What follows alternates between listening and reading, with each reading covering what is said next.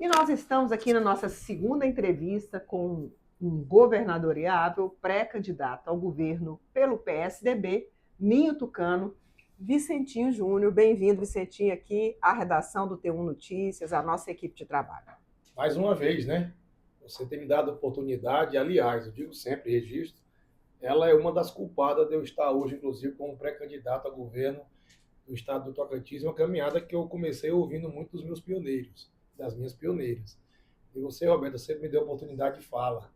E tantos debates que travei nesse estado do Tocantins, por muitas das vezes, foi a corajosa e destemida Roberta Arthur que me permitiu falar. Então, estar aqui hoje mais uma vez me é muito honroso para tratar sobre essa caminhada enquanto pré-candidato ao governo do estado do Tocantins.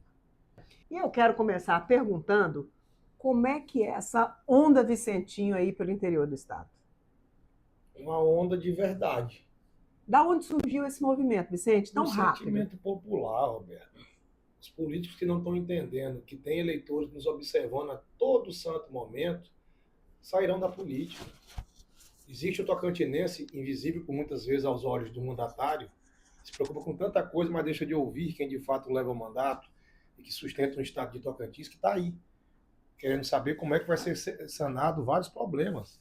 E não são fazer críticas quanto mais por críticas quanto mais, é você tratar o problema de uma forma necessária para entregar a ele na sequência uma solução.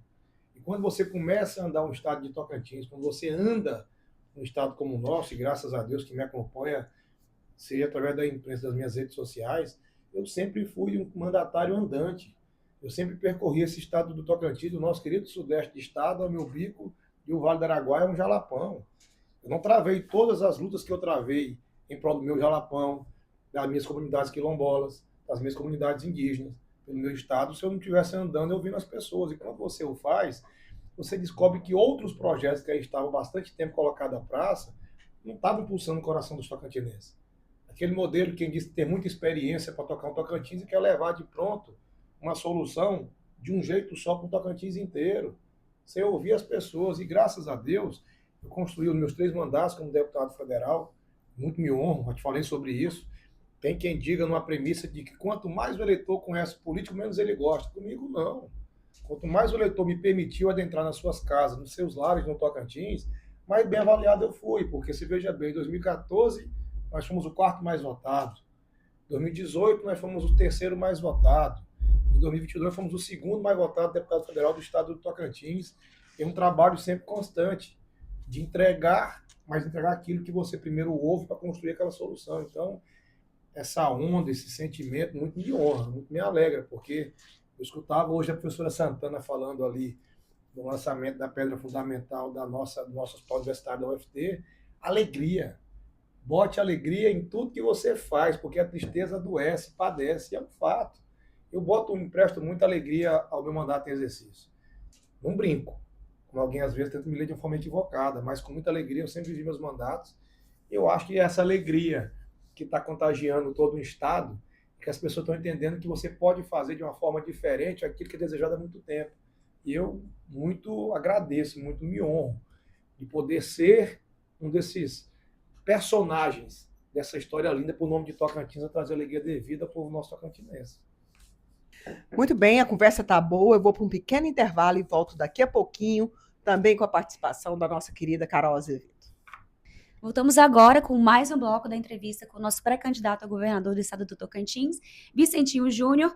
E seguindo nessa linha do plano de governo, pré-candidato, eu queria tocar num ponto aqui que tem me preocupado. Esperando o senhor, a gente fez uma pesquisa aqui, e o Cerrado, né, grande parte do bioma do nosso estado, ele é, pelo 5º ano consecutivo, o bioma mais desmatado do Brasil. Aqui no nosso estado, assim, em todo o Brasil, uma perda de quase 600 mil hectares, assim.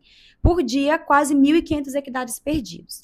E aí, em contrapartida, a gente tem uma urgente necessidade da preservação do cerrado, ao mesmo tempo que temos aqui o setor produtivo agronegócio, um dos grandes responsáveis por esse desmatamento. Eu queria saber do seu plano de governo, como o senhor pretende equilibrar as políticas para garantir o desenvolvimento do agronegócio, que é muito importante para a economia do estado, ao mesmo tempo que a preservação do cerrado, o berço das águas, enfim, um berço também de vários biomas, de uma biodiversidade muito significativa no nosso, né, estado e no Brasil. Agradeço essa pergunta, Carol. Faço apenas uma pequena ponderação, mais do que uma correção, por favor. O agronegócio não é só responsável por essa grande desmatamento. Só sabe o que é o prejuízo de uma queimada dentro da propriedade rural, quem vive dentro da propriedade rural. Por muitas das vezes, os incêndios causados no nosso Cerrado Tocantinense, acredite, não é produzido por um produtor rural. Fogo dentro de propriedade rural é prejuízo à mesma propriedade. Anos de investimento feito em fosfatação, em gradagem, em insumos colocados ali dentro, vai-se para o espaço numa queimada. Nós não podemos imputar ao produtor tocantinense esse índice, porque, primeiro, há índices oficiais que o mostram que o produtor brasileiro, mundialmente, é um dos que mais preservam o meio ambiente e flora, e não sou eu que o digo. São índices oficiais fáceis de serem buscados. Façam por esse registro, porque realmente fogo dentro de uma propriedade rural é prejudicial. Dito isso, você tem uma Embrapa aqui dentro, cara. Nós somos autor de uma emenda que preservou a genética, o DNA do pescado brasileiro, fruto da emenda parlamentar do deputado federal Vicentinho Júnior, no campo Embrapa Piscicultura, onde as futuras gerações do pescado brasileiro estão bem aqui dentro preservadas. O produtor brasileiro já busca em novas tecnologias, em parcerias com a Embrapa, essa condição de que você já tem desmatado, aumentar a sua própria produção. Então, eu faço essa pequena correção porque eu fico assim um pouco até, por vezes, desconfortável, quando tenta se pintar o produtor brasileiro, tocantinense especial, como um grande vilão. E quem nos deu, em um momento de uma Covid, a questão econômica, uma segurança econômica, a balança comercial brasileira foi assegurada por homens e mulheres que estavam no campo produzindo e gerando emprego. Mas na cidade a segurança alimentar também foi gerada pelos mesmos. Agora, quando você traz para o Tocantins, aí você vê, em um ano, em um período que está um endividamento absurdamente causado, não pela má adimplência dos seus contratos, mas por operações de commodities fechadas em determinado momento, a preço de 220 uma soja, 350 uma arroba de uma vaca, e hoje, como vai se comercializar, a mesma soja está em torno de R$ 90 com o mesmo custo de produção. Se você não entender que os maiores pagadores de ICMS do estado do Tocantins em combustível está no agro, uma das maiores fontes arrecadadoras do estado do Tocantins, e você não der uma aliviada a isso, você não dá condição só de produção ao produtor rural. Você encarece a cesta básica na ponta. Se o Estado não entender que tem que aliviar a produção, você não baixa nunca o preço da sua cesta básica daquele Estado. Se você não der uma segurança energética, aí eu fico olhando com muita preocupação, Roberto, quando eu vejo o Estado do Tocantins querer vender a sua última cota de uma participação na Energisa. Nós somos um Estado transmissor de energia e gerador de energia. Mas se hoje eu perco, enquanto Estado, aquela participação no Conselho Fiscal dessa importante empresa, eu perco aquele poder de fazer redes trifaseadas aos próximos geradores de emprego e renda que estão no campo. Acabei de citar agora há pouco para você um Naturatins que quer discutir um CAR para dar a condição de acesso ao crédito, e os licenciamentos que dá a condição da boa conscientização ambiental, de seguir uma norma técnica e respeitar aquilo que está colocado no licenciamento, dura-se anos no estado do Tocantins, enquanto o estado de Goiás aqui do lado o faz por inteligência artificial. Dito isso, é só conviver em harmonia. O Estado tem que ter a mesma tecnologia que hoje fiscaliza e pune para fiscalizar e dar a segurança necessária. É isso. Se você bem educar e bem compreender, você vai ver que já existe uma relação saudável. Agora, não dá para o Estado querer tratar FET em um momento de endividamento desses mesmos produtores e querer botar por falta de competência de gestão pública uma sobrecarga maior de custo a essa mesma produção do alimento no Tocantins. E querer romantizar o nosso Red Mais.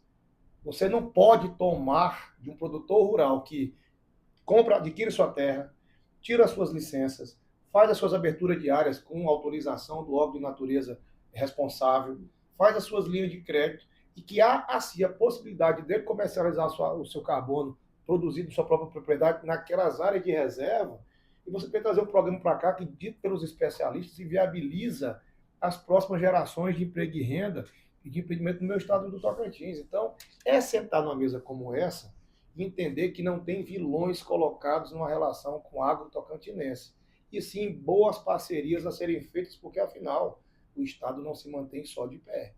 Vai do pequeno comerciante numa cidade, a um pronafiano, a um grande produtor rural industrial do nosso Estado, a manutenção desse mesmo Estado. Então, é botar harmonia, facilitar, desburocratizar e respeitar essa relação, que se assim for feito, te garanto que o Estado bomba. Nós já somos a maior fronteira hoje do agronegócio brasileiro, nacional e mundial.